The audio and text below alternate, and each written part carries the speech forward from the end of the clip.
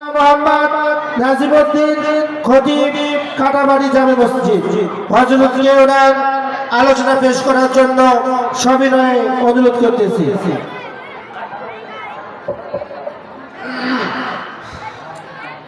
السلام عليكم ورحمة الله وبركاته. الحمد لله نحمده ونستعينه ونستغفره ونعوذ بالله من شرور أنفسنا ومن سيئات أعمالنا. من يهده الله فلا مضل له ومن يضلله فلا هادي له. ونشهد أن لا إله إلا الله وحده لا شريك له. ونشهد أن سيدنا ومولانا محمدا عبده ورسوله. أما بعد فأعوذ بالله من الشيطان الرجيم. بسم الله الرحمن الرحيم. ظهر الفساد في البر والبحر بما كسبت أيدي الناس. وقال في موضع آخر إن الذين سبقت لهم منا الحسنى أولئك عنها مبعدون. وقال في موضع آخر إن الذين قالوا ربنا الله ثم استقاموا تتنزل عليهم الملائكة ألا تخافوا ولا تحزنوا وأبشروا بالجنة. صدق الله العظيم. وقال رسول الله صلى الله عليه وسلم الكيس من دان نفسه وعمل لما بعد الموت أو كما قال النبي صلى والسلام. অতঃকার মা আমিনা বালিকা কওমি মাদ্রাসার উদ্যোগে তৃতীয় বার্ষিকী তাফসীরুল কোরআন মাহফিলের মহামান্য সভাপতি এবং শ্রদ্ধাভাজন শ্রোতা মণ্ডলী সকলকে জানাই আমার পক্ষ থেকে শুভেচ্ছা ও অভিনন্দন।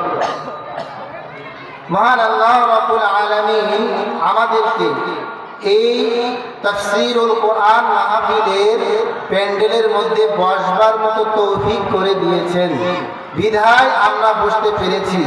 এজন্য আমরা আল্লাহর দরবারে দিল খুলে শুকরিয়া আদায় করি, সকলেই বলি আলহামদুলিল্লাহ। মহান আল্লাহ রাব্বুল আলামিন আমাদেরকে এই দুনিয়ার জমিনে পাঠিয়েছেন পরীক্ষার জন্য। এই পরীক্ষার হলে আসার পরে আমরা কেউ পরীক্ষার উত্তর লেখা নিয়ে ব্যস্ত, আর কেউ পরীক্ষার উত্তর লেখা বাদ দিয়ে দুনিয়ার নাজ নিয়ামত পেয়ে মত্ত হয়ে দুনিয়ার পিছনে ছুটে বেড়াতে ব্যস্ত। এজন্য আল্লাহ রাব্বুল আলামিন কুরআনুল কারীমের সূরা মুলকের একটি আয়াতের মধ্যে বলেন الذي خلق الموت والحياة ليبلوكم أيكم أحسن عملا. মহান আল্লাহ রাব্বুল আলামিন সূরা মুলকের আয়াতের মধ্যে বলেন আল্লাযী খালাকাল মাউতা ওয়াল হায়াতা, আমি হায়াতকে সৃষ্টি করেছি, মৃত্যুকে সৃষ্টি করেছি। এই উদ্দেশ্যে সৃষ্টি করেছি যাতে করে আমি দেখতে পারি দুনিয়ার মধ্যে যাওয়ার পর তোমাদের মধ্যে কারা নেক আমল করে, কারা বদ আমল করে। এই নেক আমল আর বদ আমল দেখবার জন্য আমি তোমাদেরকে দুনিয়াতে পাঠিয়েছি। অনর্থক তোমাদেরকে আমি দুনিয়াতে পাঠাই নাই। এই দুনিয়াতে আসার পর কে নেক আমল করে, কে বদ আমল করে, আল্লাহ রাব্বুল আলামিন এগুলো আমাদের জন্য সংরক্ষণ করেছেন। আজকে আমার আলোচনার বিষয় হলো যে আল্লাহ রাব্বুল আলামিন যে দুনিয়াতে আমাদেরকে পাঠালেন, এই দুনিয়াতে পাঠানোর পরে মানুষ যে নেক আমল করবে আর বদ আমল করবে। নেক আমল করলে আল্লাহ তাআলা চিরস্থায়ী জান্নাতের ফয়সালা করবেন, আর যদি বদ আমল করি এই বদ আমলের জন্য আমাদেরকে আল্লাহ রাব্বুল আলামিন জাহান্নামের আগুনের মধ্যে জ্বালাবেন। এই বদ আমল কিভাবে আমাদের থেকে দূরে সরে যায়, আমরা দুনিয়ার মধ্যে নেক আমল করে আল্লাহর নৈকট্য লাভ করতে পারি, এই জন্য আমি আপনাদের সামনে কয়েকটি বিষয় নিয়ে তুলে ধরব। যে বিষয়গুলোর মধ্যে আমার এই দুনিয়ার মধ্যে কি কি কাজ করলে গুনাহ থেকে বেঁচে থাকা যায়, কোন কোন পরিবেশের মধ্যে থাকলে গুনাহ থেকে বেঁচে থাকা যায়, সেই বিষয় নিয়ে আমি 4টি আলোচনা আপনাদের সামনে তুলে ধরব।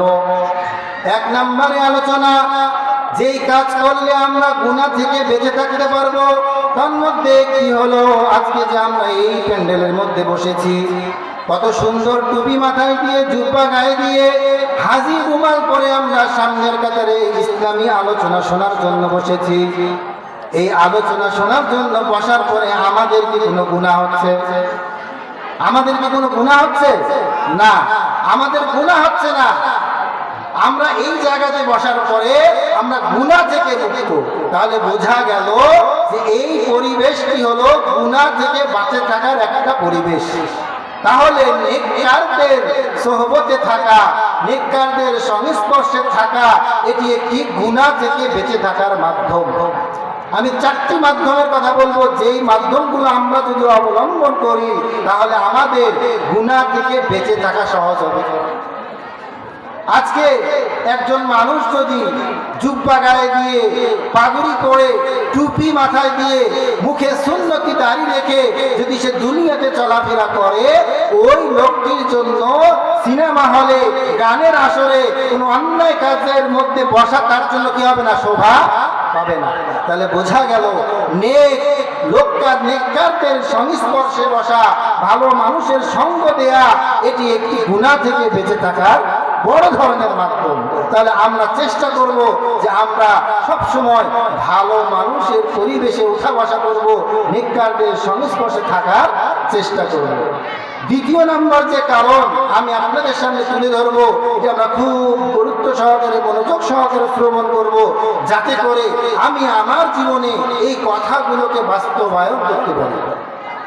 এই জন্য আল্লাহ রাব্বুল আলামিন কুরআনুল কারীমের আয়াতের মধ্যে বলেন, যাহারাল ফাসাদু ফিল বাররি ওয়াল বাহরি বিমা কাসাবাত আইদিন নাস।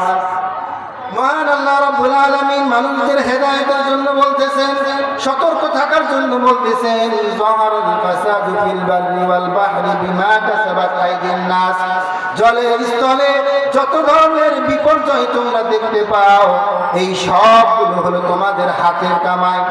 তোমরা যা নিজে অর্জন করেছো সেগুলোই তোমরা দুনিয়াতে ভোগ করবে, আখিরাতে ভোগ করবে।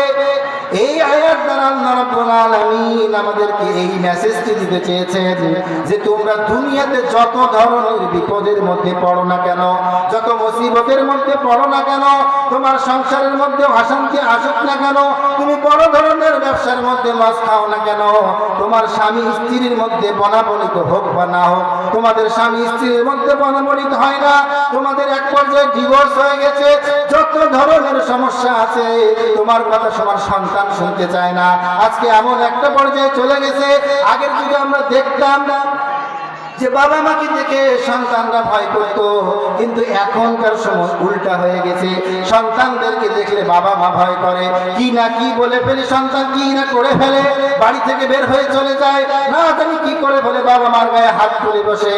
এই ধরনের যত ধরনের অশান্তি আমাদের সমাজের মধ্যে রয়েছে, এই সমস্ত সমস্যার সমাধান আল্লাহ রাব্বুল আলামিন কুরআনুল কারীমের মধ্যে আমাদেরকে জানিয়ে দিয়েছেন, যাহারাল ফাসাদু ফিল বাররি ওয়াল বাহরি বিমা কাসাবাত আইদিন নাস।